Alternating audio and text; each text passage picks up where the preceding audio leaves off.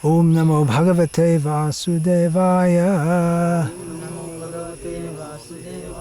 Om Namo Bhagavate Vasudevaya. Om Namo Bhagavate Vasudevaya. Om Jnanatimirandhasya Jnananjana Shalakaya Chakshuranmilitam Yena Tasmai Shri Gurave Namaha. Nama Shrishtam Manamapi Shachiputramatra Swarupam Rupam Tasyagrajam Urupuring Maturim Goshtavatim Radha Kundam Girivaramaho Radhika Madhavasham Prapto Yasya Pratita Kripaya Shri Gurum Tam Natosmi Vandeham Shri Guru Shri Ataf Padakamalam Shri Gurun Vaishnavangscha Shri Rupam Sagrajatam Sahagana Raghunatan Vitam Tam Sajivam Sadvaitam Savadhutam Parijana Sahitam Krishna Chaitanya Devam Shri Radha Krishna Padan Sahagana Lalita Shri Vishakhan Vitamscha Hare Krishna Krishna Krishna Hare Hare Hare Rama Rama Rama Hare Hare.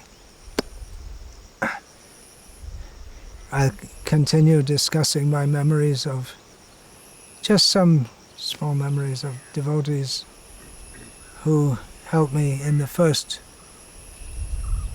2 and a bit years of my time in Srila Prabhupada's movement, that I was in England and Ireland.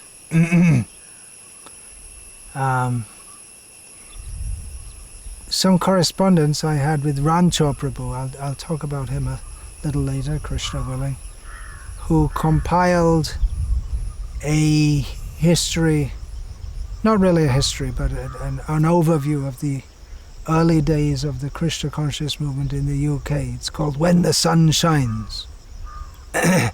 It's based on a statement of Srila Prabhupada when he was in England. He said, exactly what he said, I don't remember. He said, England is very beautiful when the sun shines.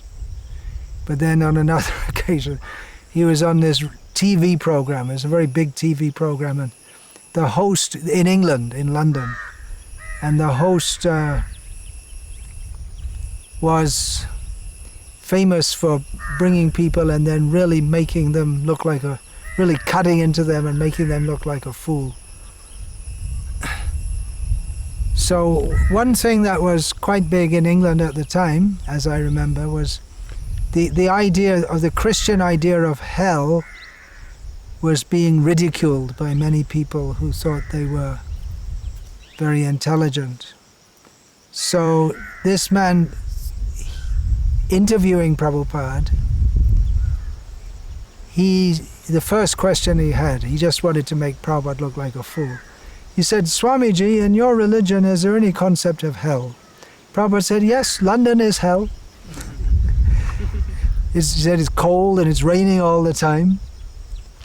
And the man was just had the wind taken out of his sails, as the saying goes in English. And Prabhupada, seeing him look completely deflated, said that, but it's your great credit that you made such a great civilization in such a terrible place. So like that. And then when Krishna Vesha Devi Dasi asked Srila Prabhupada somewhat strange question. She said, is Bhagavad Gita spoken in hell?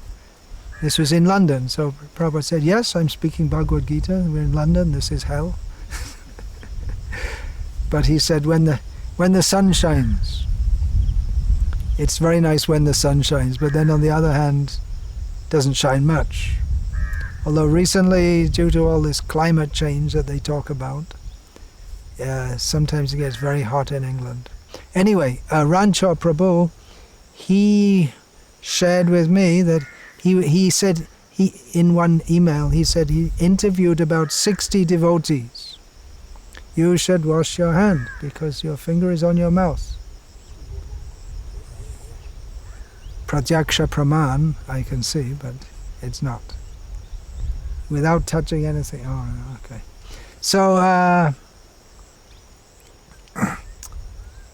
he interviewed about 60 devotees about their memories of those days, in order to compile that book. And he said that the memories were very sketchy. They mixed up dates and names and people. So what I'm saying, to me it seems true, but it seems to be memories, but they can get mixed up also. Psychologists could analyze this, how people's memories get mixed up. And another thing surprising, well, maybe it's not surprising, is that you see, some of these devotees I spent literally days and weeks and months with, but I can only remember just a few little things here and there about my interactions with them. I must have spoken to you 3 days ago. Can you remember anything I said? Must have spoken. Every day I say something to you, right? So, memory. Matasmritya jnanam apohanam cha. From me comes forgetfulness, Krishna says. And in Kali Yuga, one of the things that declines is smriti, which in this context means memory. Smriti Shakti, the ability to remember. So I'm not saying that these little remembrances that I'm saying are perfectly 100% accurate, but it's just something that comes to my mind, and then I should say some words of appreciation to these devotees before they pass away, before I pass away. Also, one thing that I didn't say last time is that it's actually amazing if you consider all these people from England, and actually there are quite a few from Scotland and Wales and Ireland, from Britain in general. They're all chanting Hare Krishna. This was 1975, and 10 years prior to that, Prabhupada hadn't reached to America even. It was something completely unexpected, just unimagined. Apart from the fact of people adopting what might seem to be an Indian culture, chanting and singing in the streets with shaved heads, and Western women wearing saris, that young people could give up all these things, meat eating, gambling, intoxication, illicit sex. It was just unbelievable. Srila Prabhupada several times mentioned that one of his godbrothers, Goswami Maharaj, had been to England. This was in the 1930s. First of all, Bon Maharaj went with Bhakti Pradeep Tirtha Maharaj. And then some Raspi Hari Brahmachari went for cooking and this and that. And then Goswami Maharaj went, and he was left alone there. He was there for some time. And Goswami Maharaj met Lord Zetland, Lord Ronaldshay, the Earl of Zetland, who had been the governor of Bengal, and he actually had appreciation for Indian culture and this and that, in his own way. So this Lord Zetland once asked Goswami Maharaj, jokingly, "Can you make me a Brahmana?" Jokingly, because he knew enough about Indian culture that a Brahmana has to be born a Brahmana, according to the general understanding. And also, he had no wish, Lord Ronaldshay, to become a Brahmana. So Goswami Maharaj said, yes. And Lord Zetland said, so what do I have to do? He said, then the reply came, no meeting, no gambling, no illicit sex, no intoxication. And the reply came, impossible. This is our life. We can't live without this. There's no meaning of living without this. So it's amazing that these devotees are so dedicated to Krishna, who they'd never heard of. Actually, the great majority, I don't know any of the devotees who before they joined were not vegetarians, including myself. We were all We were all vegetarian, somehow or other. It was just picking up at that time. I know one who was a butcher. I'll talk about him later. He was a butcher up to the moment he joined. But mostly of vegetarians. Many had taken drugs. Alcohol is not even worth. It's just like if in North India you ask people, have you ever drunk tea? You don't ask the question. It's everyone drinks tea. It's just not a question. So there's no one. There was in the 19th century some Christian teetotalers movement, but I never saw or heard anything of it when I was growing up. It was just absolutely part of the culture, if you can call it that.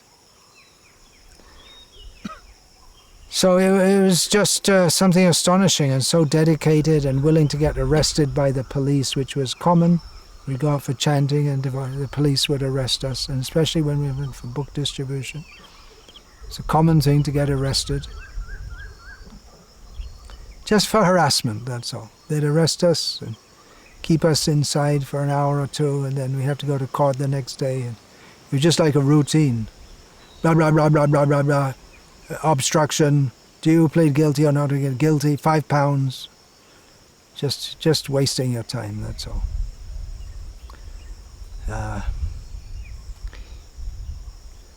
So it's all, and all the devotees were quite aware that we're all here by Prabhupada's mercy, and very Prabhupada conscious. There'd be tapes playing all the time of Srila Prabhupada's kirtans and lectures. So in the temple you'd all the time hear Prabhupada's voice. And all the times devotees would say, Prabhupada said this, Prabhupada said that.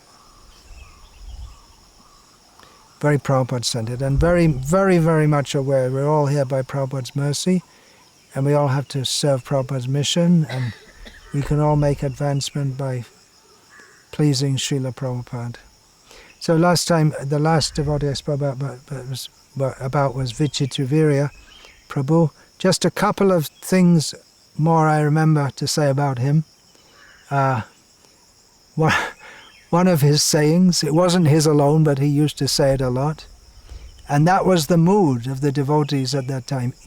Eat less, sleep less, distribute books more.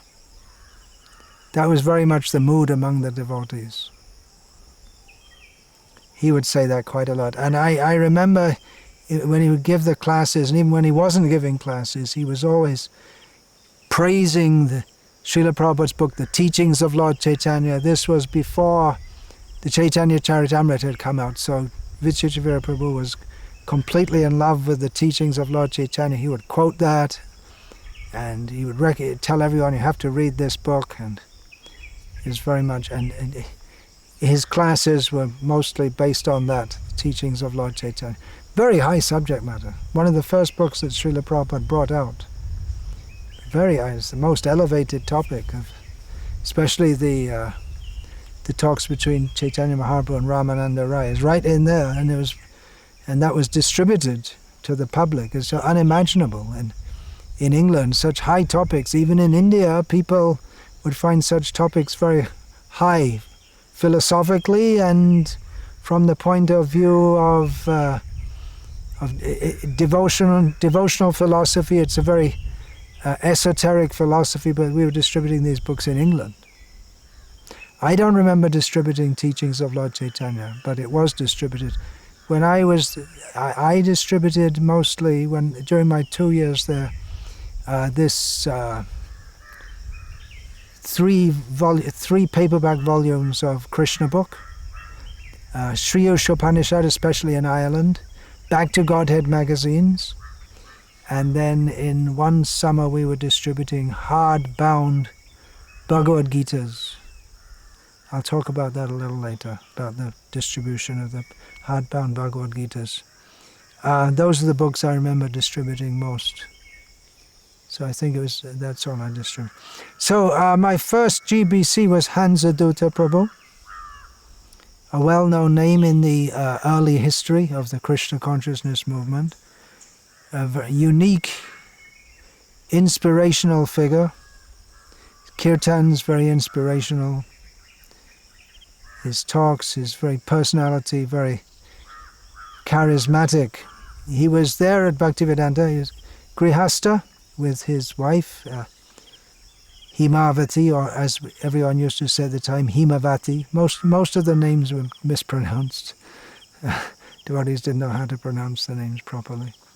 She was very quiet and in the background, but it was they were considered like one unit, which I guess is normal for husband and wife. But her presence was very much there.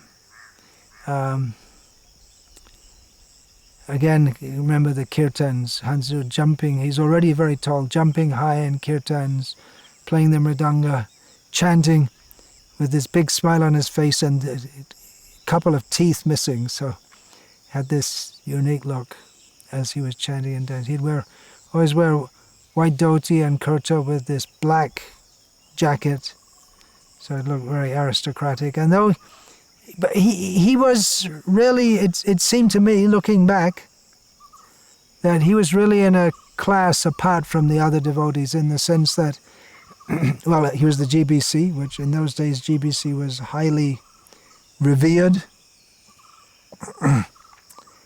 And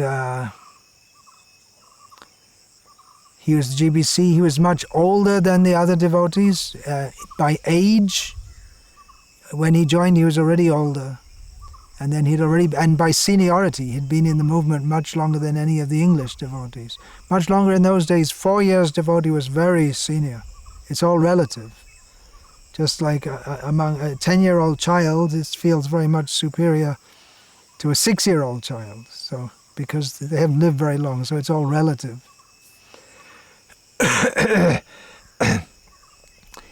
And then he's had a lot of association with Srila Prabhupada and continued to be in contact with Srila Prabhupada by letters, and he's one of the devotees who could go and just meet Prabhupada. Prabhupada personally knew him, which was not true of hardly anyone in England. There were English devotees who Prabhupada personally knew, like Dhananjay, but many of I joined in 1975, and the movement started in England practically in 1970.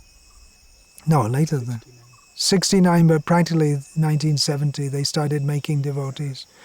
And many of the first devotees who joined had already gone off elsewhere, pioneering to India, South Africa, East Africa, and this and that. So there weren't that many devotees. Mukunda Maharaj was there also when I was there. He was very quiet. He was very quiet. He was, of course, one of the very first devotees. I'm just getting a little sidetracked here. One of the very first devotees, but you would not know because he was very, very quiet and humble, and he was working on what would later come to be known as communications. He would get the press report, any press reports he would get. He would meet with important people. Again, I remember him in Kirtan. I remember so many devotees, their face in Kirtan, always smiling. And he'd play mridanga in a. Later I learned he was a professional musician before he joined, but he played mridanga in quite an intricate way that other devotees didn't know. Prabhupada, he told me, Prabhupada himself taught him how to play mridanga. I remember I asked him once, how is it that so many crazy people join this movement? Because we did get some really odd characters, and I guess I must have seemed pretty crazy to the devotees there when I joined. So he said to me, that's an interesting question, and I asked the same question to Srila Prabhupada, and Prabhupada replied, you have to be at least somewhat crazy to join this movement. That's what he told me. Eating very little. Mukunda Maharaj, he wasn't sannyasi at that time. So I didn't know any of that. It was only later that I came to know that he would, because he didn't advertise himself at all. I didn't know he was such a senior devotee, but then when Prabhupada came and I saw him talking with Prabhupada, then I understood, because there was that intimacy, that they knew each other very well. You could see that. So then I understood the ways that Srila Prabhupada was talking to him in a very familiar way, so that then I understood his. So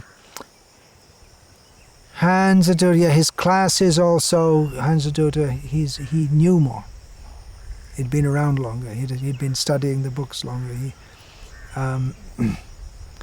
He did get frustrated with me, I remember, because I always used to ask so many questions after. As soon as there was any, at the end of the class, any questions, immediately my hand would be up, because I had so many questions when I first joined. But we didn't just sit around all day talking philosophy. There was service to do. So at the end of the, and he became frustrated at one point. I can't remember exactly what he said, but he got on my case for asking so many questions or something like that. I can't remember exactly what it is. He was approachable, despite being a big man. I didn't much, but I could walk up to him and talk to him, which later on it became very difficult to do that with big GBC men and sannyasis. And I guess that's the way it is in the movement nowadays. When you're in a big assembly with many devotees, then you just can't. Sannyasi just can't talk to everyone who wants to talk to. It's just the way it is. So he's quite approachable.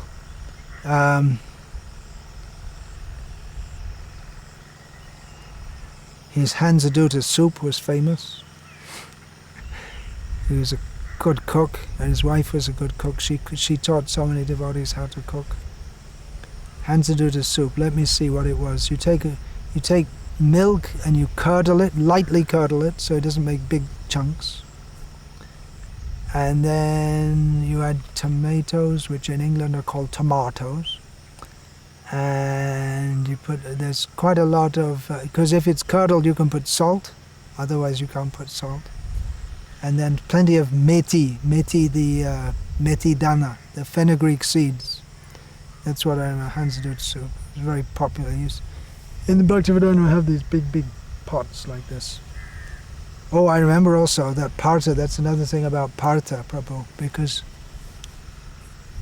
when I joined we had all aluminium pots, and so many devotees were getting boils, and then Partha Prabhu was getting concerned about this. I mentioned him last year, he was concerned, why are all the devotees getting boils? And then there was one homeopathic doctor, Indian.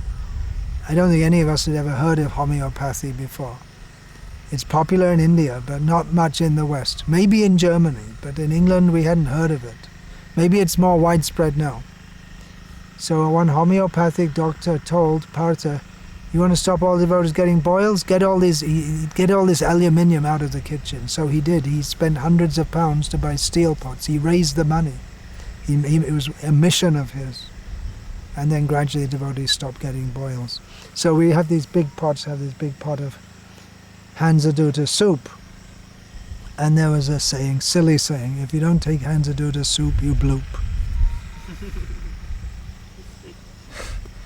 We used to sell records of Hansadutta singing, leading kirtan. The temple was in big debt at the time, so instead of selling books, we were selling records because they're easier to sell and you made a good profit on them. And there was a mantra, you have to say this. And I think it was Gokulananda, one of the devotees told me that he met someone on Charing Cross Road, which is a major road in central London, close to our Bury Place temple. So we used to the devotees would go out from the central London temple and go out to Charing Cross Road and Tottenham Court Road and Oxford Street and these places and sell these records. So I think it was Gokulananda who told me, I can't remember who it was, but he told me he stopped a man and showed him the record, and before he could speak the mantra, that was called a mantra, we're monks and we just came back from India and you know George Harrison, he sponsored these records, blah, blah, blah. So before he could say this to the man said it to him. Because he'd been stopped so many times.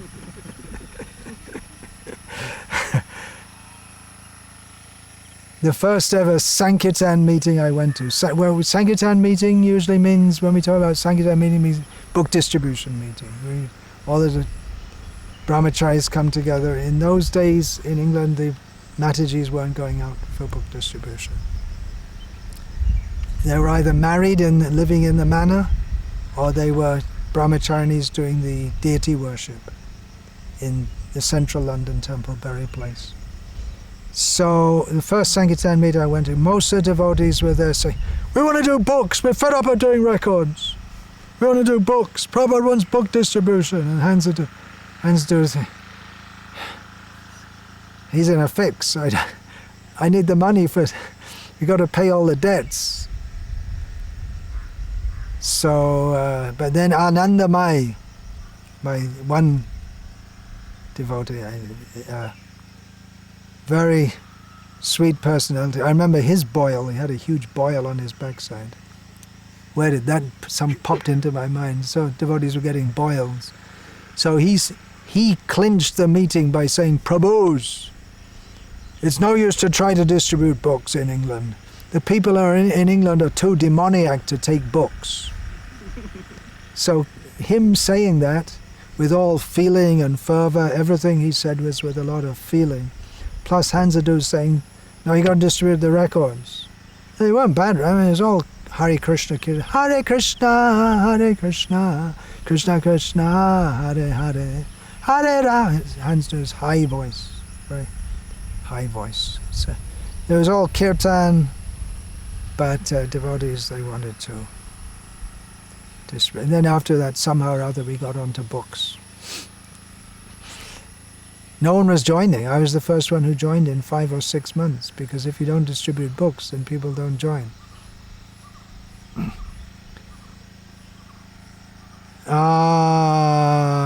So many things to say. Rohini Nandan Prabhu, Pujari at Bhaktivedanta Manor. I don't think we had anyone called head Pujari. As far as I know, there was no one called head Pujari. He was one of the pujaris, but I think he was as far as I remember, he was the main one. Very sweet-natured, tall. Again, I remember him in kirtan, blissful face with his arms raised, just happy in the kirtan.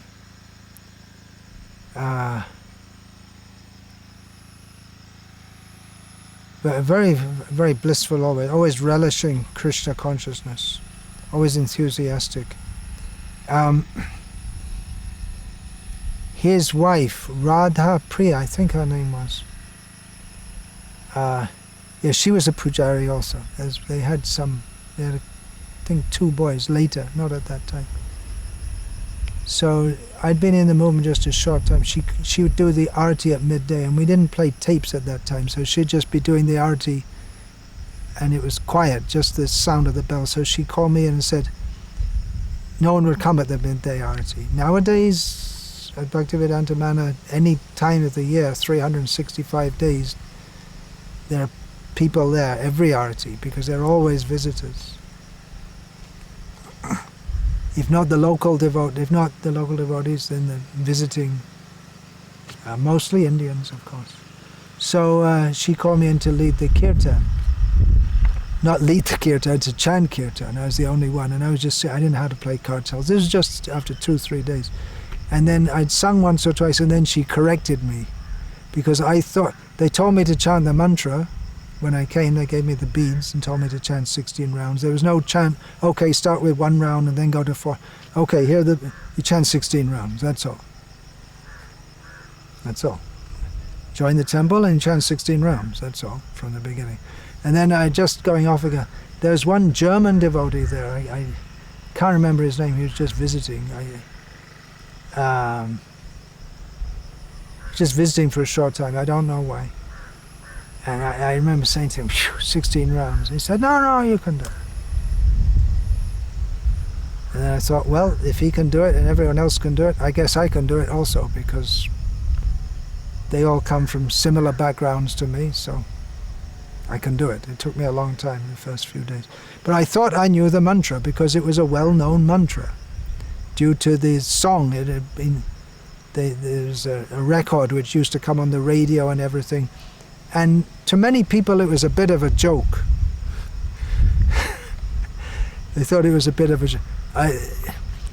One thing I was at a football match once, watching a football game. And then professional football game. So someone runs on the field from the crowd, had a completely bald, shaved head, which was very unusual in those days. He runs on the field and kicks the ball into the net and puts his hand in the air as if he scored a goal, and then the police come and take him away. But he had a bald head, so all the crowd started singing, Hare Krishna, Hare Krishna, just as a joke. Just as a joke. So I thought I knew it, but I was singing it wrongly. I can't remember. It was something like, Hare Krishna, Krishna, Krishna. Something I was doing. So she corrected me, and then, so I learned actually the Hare Krishna mantra properly from her. So she was offering the arati, and then she started singing it right, and oh, is that right?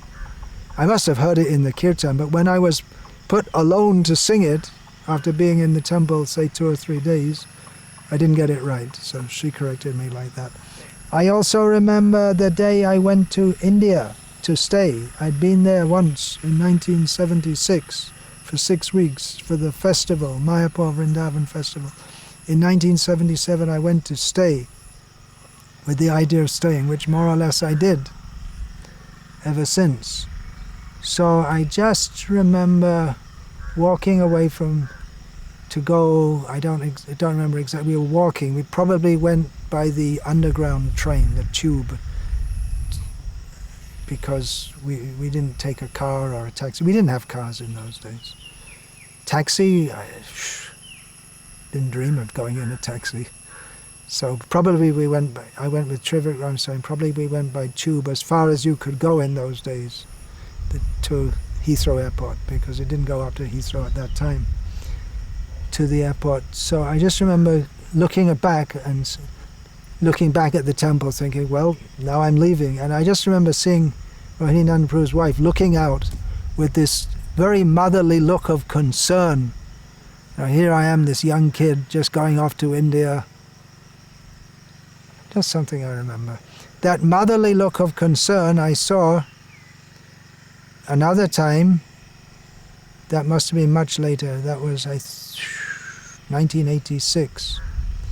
When myself and Prabhu Vishnu Swami, we were in London, visiting from his area, Bangladesh, Thailand. He was regional secretary for Bangladesh, Thailand, Burma, Bihar, Nepal, Malaysia, Indochina, and all that. And I was serving under him. So we were in London. That was the first time I'd been in the West for 7 years.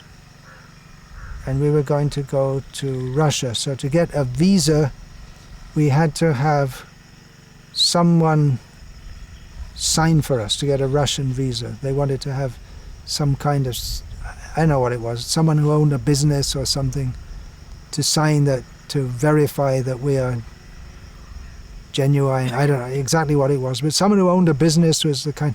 So there was this one magic, I think her name was Ganga Mai. She owned the village shop she'd bought over the road from the temple, where people come to buy. It's like the Kirana shop, and all little bits and pieces. So Prabhu Vishnu Swami got her to sign that, and no one knew where we were going because it was very secret, because it was very dangerous in those days. It was actually it was very, very severe time. Just before the Glasnost broke out, it became very severe. The most severe it had been probably since the time of Stalin.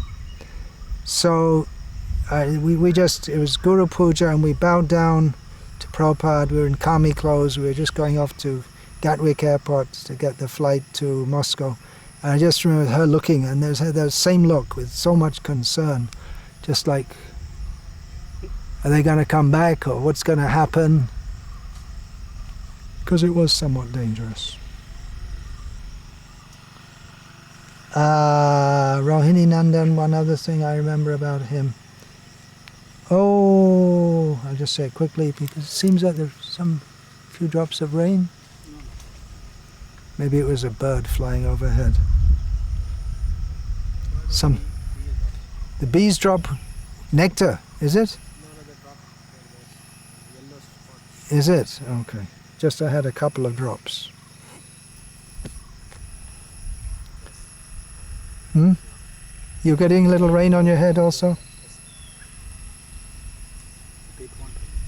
It won't rain. Okay, you can tell. You're on a farm, you want a farmer's joke from England. Little birdie flying high.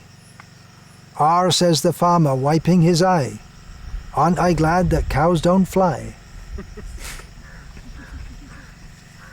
Nonsense. It's nonsense. Sorry. Harmless joke. Well, if it doesn't make you think of Krishna. Cows, yes, that's it. Namo Brahmanya Devaya, go Brahmana.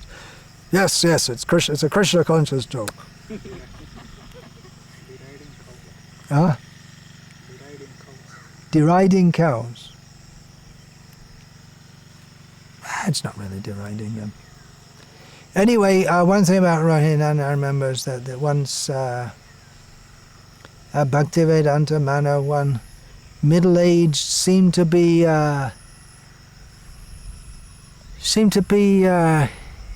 quite respectable man came, and he said he came in the afternoon and said, look, he was very interested, said, well, I'd like to stay, maybe I'd like to join you, and this and that. And he was very happy. We don't usually get people, seem to be like a high-class person joining us. And then so he was there, and he was very appreciative. And we were there in the class in the morning, and he was sitting in the class quite close to the deities. Nowadays at Bhaktivedanta, as at many temples, there's a jali. How do you say that in English? It's a grill door, so you can see the deities, or they can see you, and you can open it. But you can't, no one can jump onto the altar, but in those days we had no idea. So all of a sudden we're sitting in the class was going on, and as far as I remember I was giving the class, but I may be wrong, because I remember sitting and looking, but like Rancho Prabhu says, memories are not so good. They may not be. So all of a sudden he was sitting, and he'd been very nice, and all of a sudden, he screamed and jumped up and ran toward the deity, and he was practically right next to them, as if he was going to go and attack them. And Rohini Nandan just grabbed him. He was, as far as I remember, he was already right inside the deity. So then they called the police, and some people came and took him away in the white coats, took him to a mental hospital. Apparently he had some record of mental illness. Just one anecdote, as Badri Narayan Swami often says, that in all these years in the Krishna conscious movement we've been through all kinds of things which would drive you crazy, and all kinds of struggles and so much wrong things going on, but whatever else you may say, it's never been boring. So that's a fact, it's not boring. Balabhadra, heavy set. You know what heavy set means? It means big and strong. Big body. No, he's from Scotland. There's another Balabhadra from America into cow protection. He was from Scotland. There are quite a few devotees from Scotland. I already mentioned Kishore, and there are a few others. So heavy set means quite a big body, but not exactly fat, but quite. Anyway, it's difficult to say. It doesn't really matter what his body was like. So he didn't talk much, but when he spoke, it was very heavy, in the sense of being very weighty. They get on your case for doing something wrong or something like that. He wouldn't. I never heard him shout, nothing like that. But very, very heavy, no nonsense Scot. The Scottish people, the English people have stereotyped ideas about the Scottish people, and they think that they're. So he was a no-nonsense person. Later on, anyway, I won't speak about later on.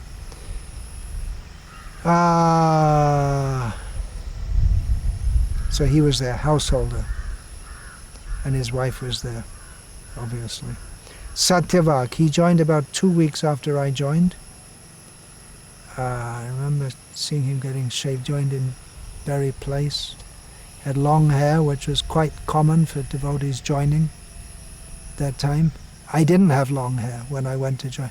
Bhajahari told me later that he thought I was a Christian, because who would want to join if they didn't have long hair? They're mostly from a hippie background. Not all the devotees. I know about Rancho. I can't imagine him being a hippie. Maybe he had something like that. Part-2.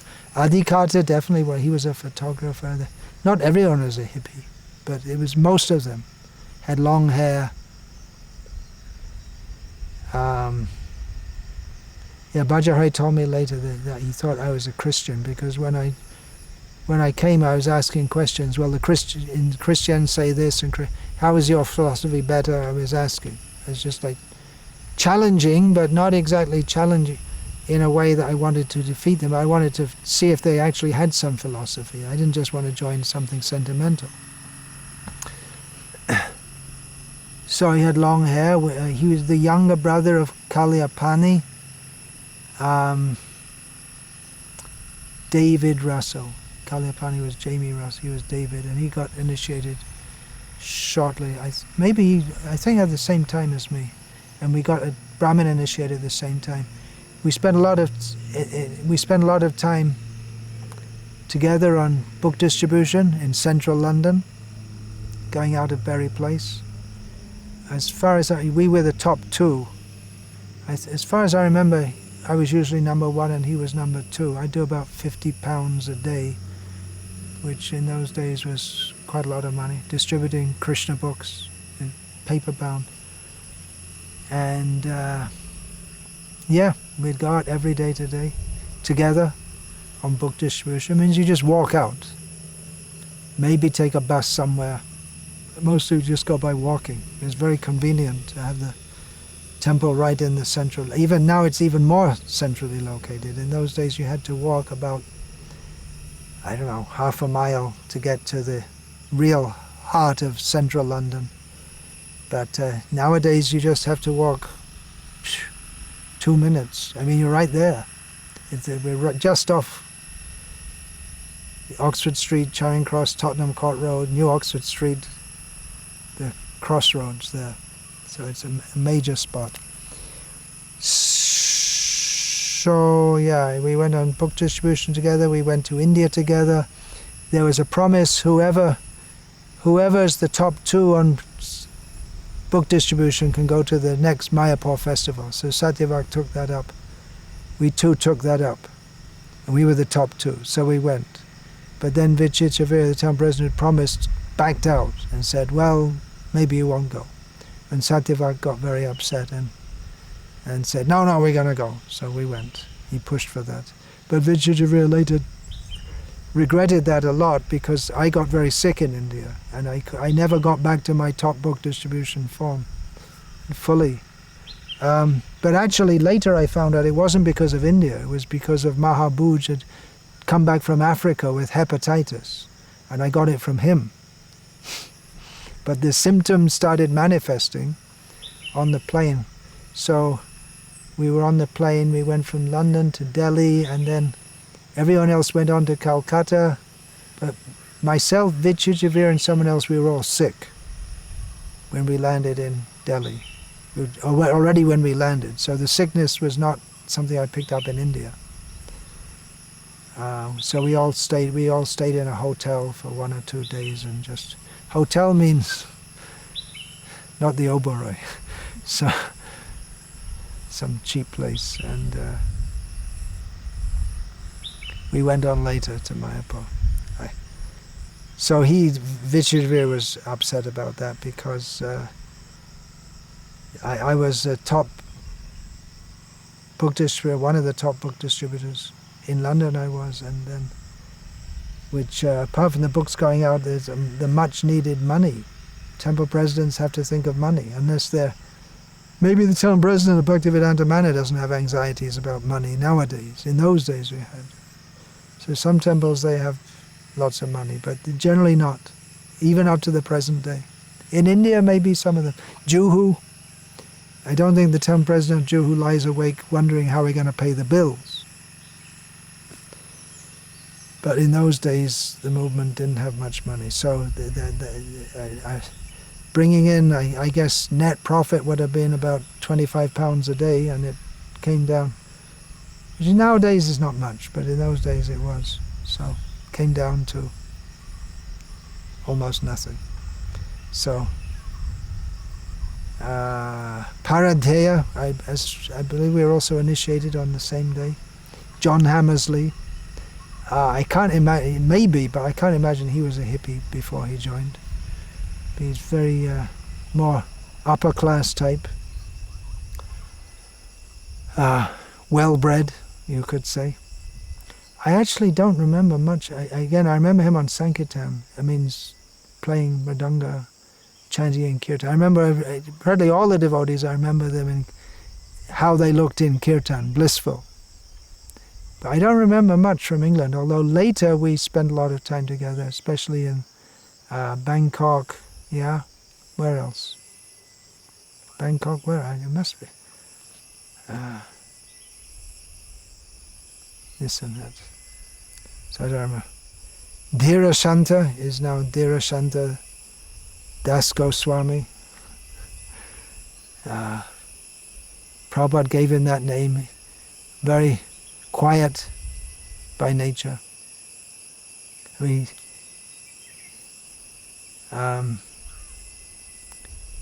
just remember going out on traveling Sankirtan with him one summer where I went. I think I just went on 1 or 2 trips with him. It means we go out for 1 week or 2 weeks and then come back.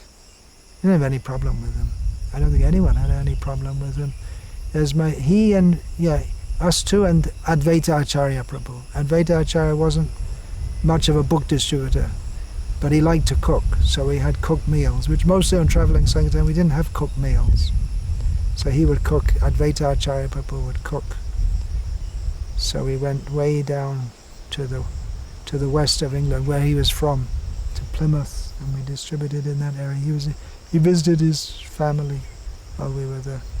So I just remember from that trip, one thing, we were driving through the west of England in the summer, which is very picturesque countryside, and as we were driving, we had the recording of Srila Prabhupada, the Krishna Meditations album, Krishna Kirtana Gana Nartana. I was just thinking, whoa, this is amazing. This is bliss.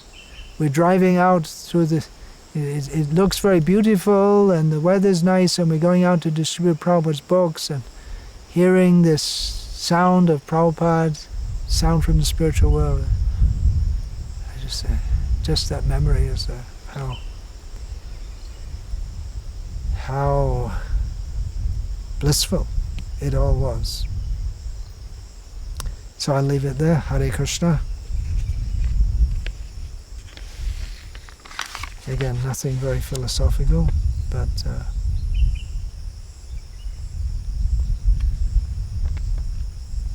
whatever it is, it is. Probably at this speed that I'm going through, it might take another, I think, at least 3 days.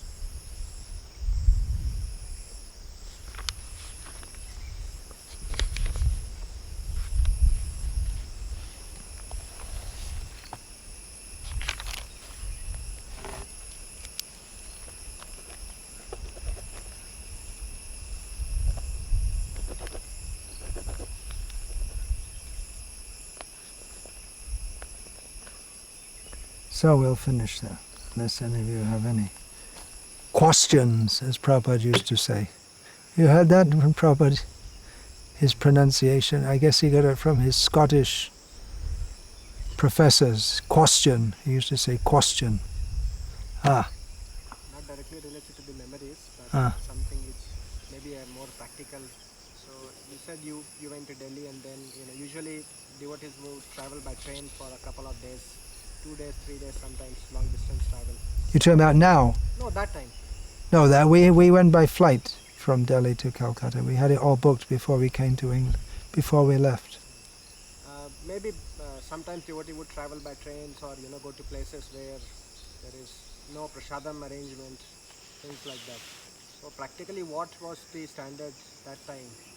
What devotees would do in case where there is no arrangement for prasadam? Oh, in those days, well, I can't say when I first went to India in 1975, but from 1976 I first went, but from 1977 I was part of the India mission, so to speak. When I'd been in India about 6 months, I remember on the roof of Calcutta Temple, Basu Ghosh saying to me that now you're an accepted India man, because you've been here for a few months and you haven't gone back, which most of the devotees who came to India wouldn't stay. They say, yeah, I'm going to come to India, and then after 2 days or 2 weeks or 2 months maximum, mostly they all left. So we'd take prasad with us, chapatis, maybe buy some achar. Bumna was the one who travelled more than anyone. He had the Indian Railways timetable in his head. There weren't nearly so many trains in those days, but he knew all the trains from Calcutta. There are only 3 trains actually a day, Howrah to Bombay. I knew them myself after some time. There was the Mail, the Express, and then later they added the Gitanjali. The Gitanjali, when I was going to India, there was Howrah to Bombay, Gitanjali. Now they have the AC Express and so many trains. So he knew all of that. But yeah, that's what we do. We take chapatis and maybe buy some bananas along the way. In Nagpur you could get a dozen good big bananas for 1 rupee in the season. And oranges in Nagpur also in the season. You get a dozen for 1 rupee or something like that. Mahamantra one time, it's quite a long stop in Nagpur. So he thought, well, on the platform it costs more, so I'll go outside and get them. So he was haggling to save 1 rupee or something. He came back and the train had left. So yeah, we were quite cautious about taking food, because eating just here and there means you get sick, for sure. Although the what was it called? LM something? Something in Jaipur was famous among devotees. LM or something like that. Yes. I remember because they used to call it Lut Ma restaurant. LM I think it was called. It's very costly. Different devotees, some were more loose. In those days, I think it was far better even. What? Many Brahmins cooking here and there and all. Many Brahmins cooking here and there? In South India, you'd get these Udupi restaurants and this and that. In North India, Marwari Basha. Marwari Basha, sometimes devotees went to there. You know what that is? It's a Marwari, like a restaurant, but it's just very simple. And they charge you 2 rupees and then you eat as much as you like. Hot chapatis straight off the fire. Like that, sometimes, if you're in a place. So you know that's clean. The cook and everyone there is vegetarian. Sometimes we take with life members, if they invited us.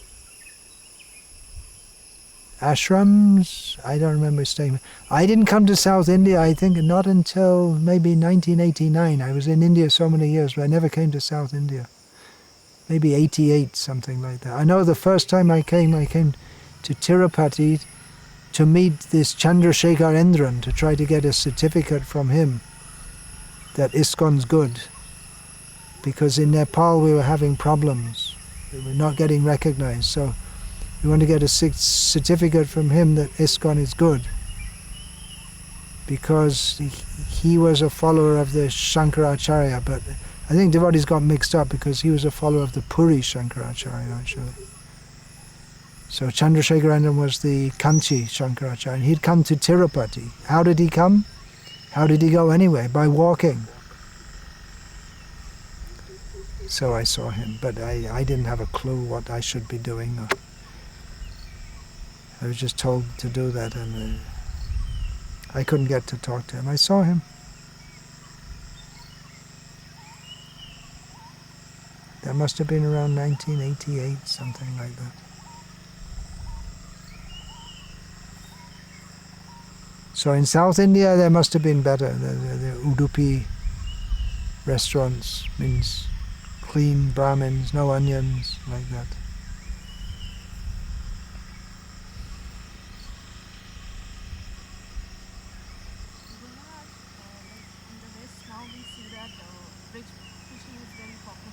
Bridge preaching is very popular in the West. But during your time was The word bridge preaching wasn't invented till maybe 10 years ago or something. so when you went for book distribution, you speak directly about Krishna? Did we speak directly about Krishna? No. In America, the devotees spoke something somewhat philosophical, as much philosophy as you could get in about 15 or 20 seconds, which is about as much time as people would give you, especially at the airports. But in England, we sold the books on the basis of George Harrison, the Krishna book. We'd open the book, the Krishna book, and it says George Harrison. And we'd say George Harrison sponsored these books, and then we'd show the pictures of Krishna, and we'd say the names of songs by George Harrison, which I don't remember now. The only one I remember is My Sweet Lord, maybe other Beatles songs. And then people would buy it and say, so we're just passing these out today, and we're helping a lot of suffering people, and give a donation, that's all. That was it. Nothing philosophical. I think up to the present day in England, the devotees hardly sell books by philosophy. I still remember once in England, someone actually showed some interest, philosophical interest in the book. In America it was different. Rancho, I remember he went to America for the great 2-month book production marathon. He was an artist, among his other skills. So I remember when he came back, he told me, everything in America is big. The buildings are big, the book distribution is big, the cars are big. And then I said, the people, they're so pious. They're so pious compared to English people.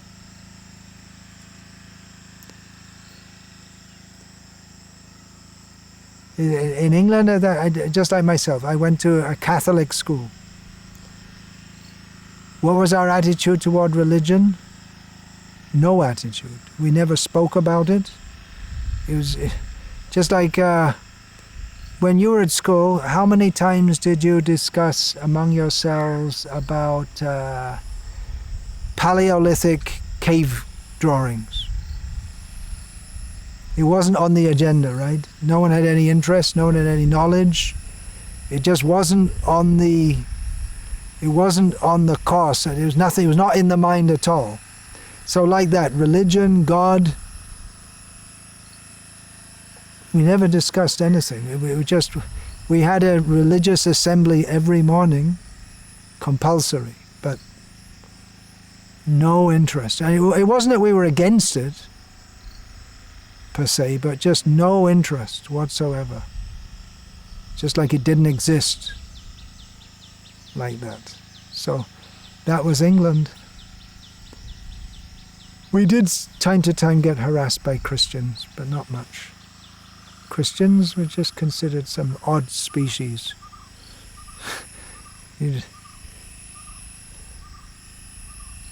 That's all. So.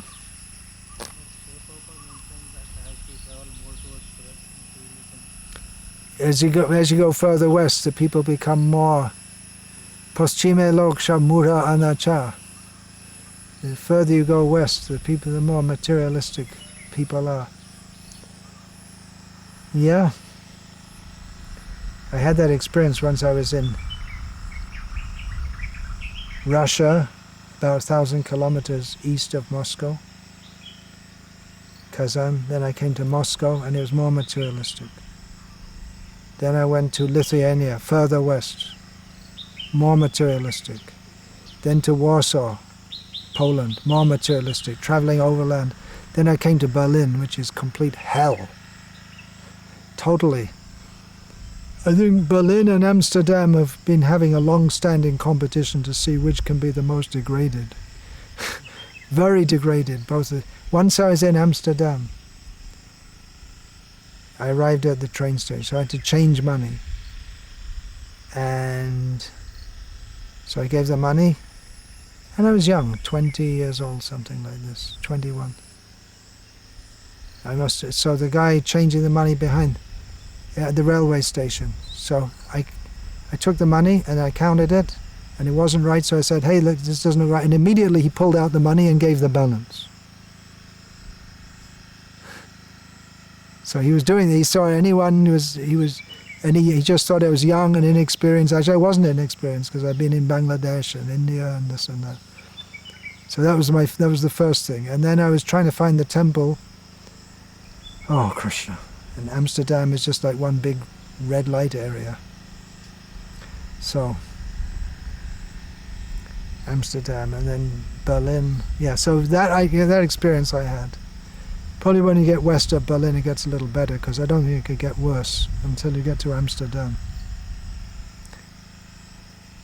Yeah, well, I guess it's not a complete principle. America was founded on a religious basis, the United States of America, because people wanted to practice religion very strictly. Yeah, they wanted to practice religion very strictly.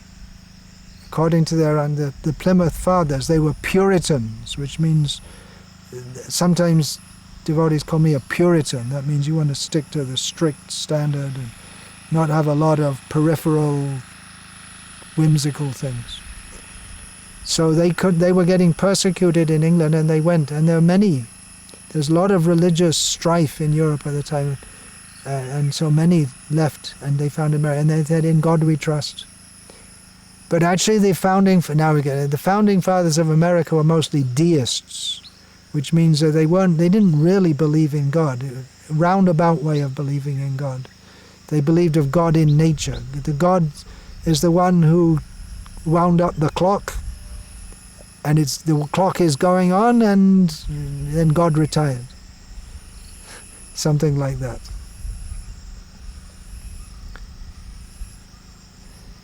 It's a long history, but why should we bother? How much do I know anyway? I can't pretend to be an expert on American history, but their concept. But pious, yeah, the people believed in God. It's gone down quite a lot since the 1970s, when Rancho told me that. And New Agey yoga, pseudo-spiritualism, Eastern mix. It's become prominent. It's difficult to say, because if you talk about American culture, it's really there's no real American culture. You can say in a very broad way, just like you can say in a broad way Indian culture, but it's very broad. Just like in India, how much the population? 12%, 15% is Muslims, and their whole outlook on life is very, very different to the Hindus. Isn't it? So if you say Indian culture, you have to include so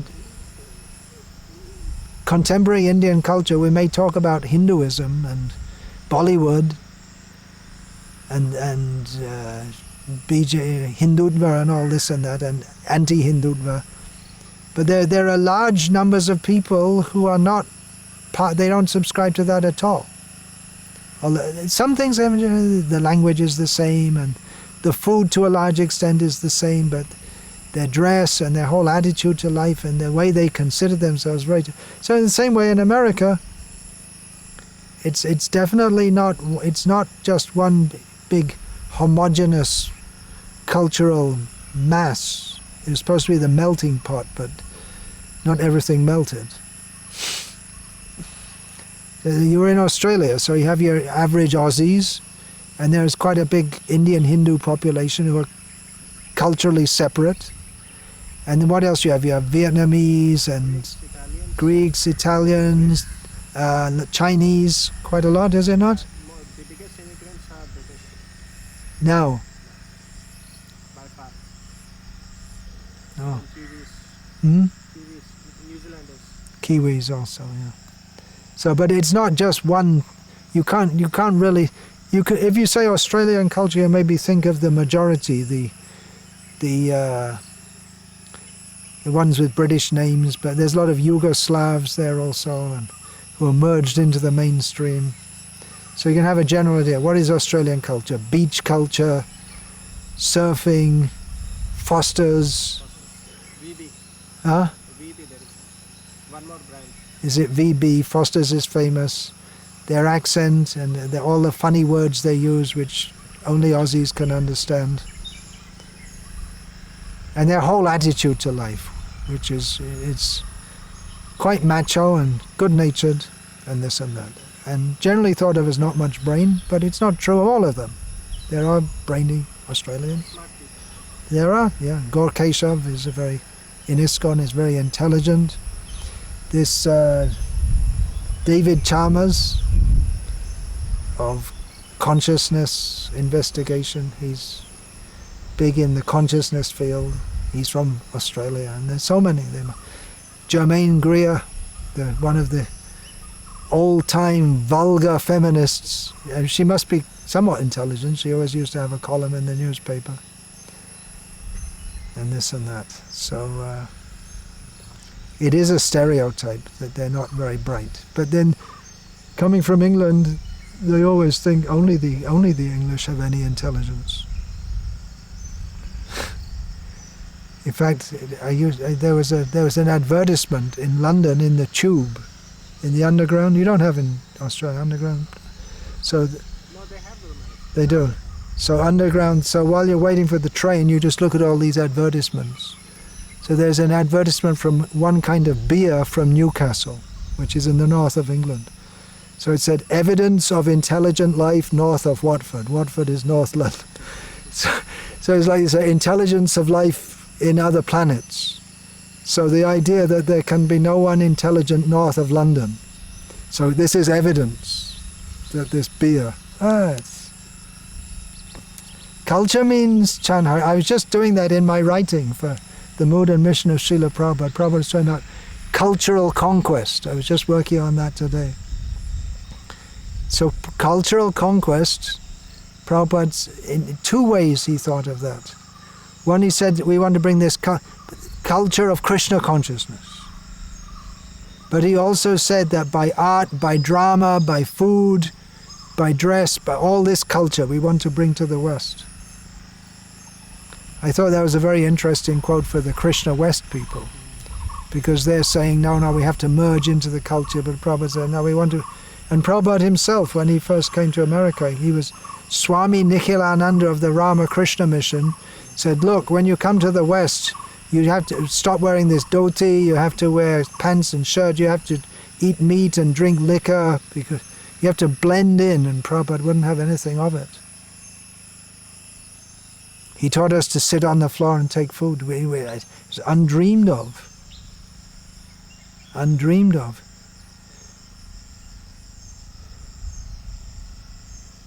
Even they had the Tarzan movie. So Tarzan's in the jungle, but when he sits down to eat, he sits at a table and chair. Because in the West, you can't imagine anyone eating without a table and chair. But Prabhupada taught us to sit on the floor. And myself and Basu Ghosh still do when we go to the West, although the devotees in the West, they don't sit on the floor to take prasad anymore. But he and I, we always sit on the floor wherever we go. Even everyone else is sitting on a table and chair. Prabhupada introduced that. Why? It's part of the culture. It's better for health also. So the question was about philosophy. Did we sell the books by philosophy? In America, maybe to a little extent. Praghosh, the great book distributor, one of the great all-time book distributors, one of his lines when he would stop, he would say, "You believe in God, don't you?" I don't know if that would work nowadays. But mostly people say yes. Of course, if you ask them what they mean by God, they might have all kinds of ideas. I was just reading this morning, was it this morning or yesterday? Just yesterday, Prabhupada in Australia. Then one lecture Srila Prabhupada was giving in Australia. He said that something like, what do you think of the claim that Meher Baba claims to be God? Have you heard of Meher Baba? Anyone? One of the great gods who just got forgotten. I heard of him before I joined ISKCON because he was being promoted by a big rock band in England. But I didn't know anything about him much. So he became quite famous due to this rock group who promoted him. The Who promoted him. So Prabhupada asked, but he was big in India actually, and then he died in a car crash in America. God. He was a Parsi by background, as far as I remember. So in a public lecture they asked Prabhupada that, what do you think of Meher Baba's claim to be God? And Prabhupada didn't get angry, but he just became very grave and Prabhupada said, I could speak very strongly, but I'll just say that don't take it to be very cheap. That what is God? That any ordinary person can become God. That I'm going through Prabhupada's lectures and talks in Melbourne in 1974, I think. Oh, it's really, whew. I mean, Prabhupada's always wonderful, but this is really something. His lecture at the town hall in Melbourne, Prabhupada was really in charge, and the people were very respectful to him. And then I'm reading the transcripts, and then also along with Kurma Prabhu's book, The Great Transcendental Adventure, and Prabhupada would give very strong and clear answers, and everyone was very respectful because they could understand that Prabhupada's he knows what he's talking about. He's come to teach us. And then it said that everyone, when Prabhupada is walking out, everyone just spontaneously bowed down and they kneel down in the West. To kneel down, it's like when you go to church, you kneel down. They all became very, very respectful. And then Srila Prabhupada, he went to a Franciscan seminary. Oh, it's just beautiful. The way Srila Prabhupada was speaking about the nature of God and the seminarians, that's people studying to be priests. They were very impressed by Srila Prabhupada. Very respectful. They call him Your Divine Grace. Very, very respectful. And then they asked him about what do you think of St. Francis, and they asked what do you think of Jesus, and they afterwards, in the conversation afterwards, the devotees say they were very, very impressed that Prabhupada, he had genuine respect for Lord Jesus. And Prabhupada said that why not? A Vaishnava, he must respect anyone, he must respect even an ant. So what to speak of Lord Jesus, who gave his life for preaching Krishna consciousness. So they're very, very impressed. And then Bishop Kelly of the Catholic Church came, and he asked very good questions. He was a serious man of God. You can tell from his questions. He was asking very serious questions about the nature of God to Srila Prabhupada, and why is there suffering? What is your understanding of why is there suffering in this world? And Prabhupada was very respectful to him, not to every Christian. You see with Prabhupada, with this Cardinal Daniello in Paris, Prabhupada was, you can see the film of Prabhupada just it's just Prabhupada just holding in his anger. He was so angry with this man because he was denying that animals have souls and therefore you can kill them. But with this Bishop Kelly, it was a very, very good exchange. And at this time, the Melbourne City Council had been harassing the devotees so much, but it came in the newspaper that the bishop says, we have nothing to fear from the Hare Krishnas. They're good people. So I think if we just did that, if we go on, if we do a lot of Harinam in the Western countries, it can have a tremendous effect. Anyway, you want to be sure you're on talking somewhere? It's nice to talk about Krishna consciousness. So I'm just going through that now. Prabhupada in Melbourne, I think it's 74.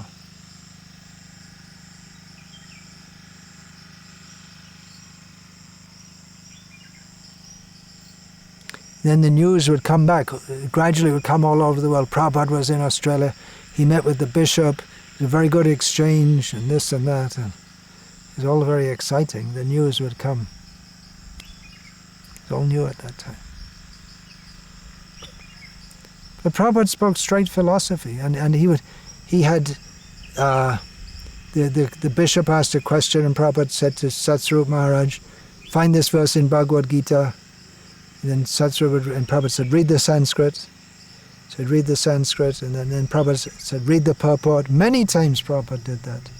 He would have when meeting with someone, he would have them read especially from Bhagavad Gita, and the verse and the purport, because he already said it all. And he asked Bishop Kelly, have you seen our book? He said, yes. He showed him the scientific basis. Srila Prabhupada was very proud of that book, the scientific basis. And then Bishop Kelly wanted to take it, and Prabhupada said, I only have one copy, because he wanted to show it to us. We'll get one to you later.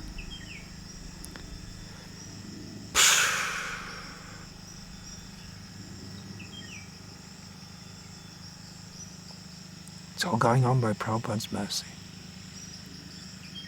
Jayam Vishnupad Paramahamsa Parivrajaga Acharya Ashtotarasata Sri Srimad A.C. Bhaktivedanta Swami Prabhupada Ki Jai Samavita Bhaktavrinda Ki Jai Go Premanande Hari Hari Bol Vancha Kalpatarubhyascha Kipa Sindhuvyacha Paditanam Pavanebhyo Vaishnavebhyo Namo Namaha.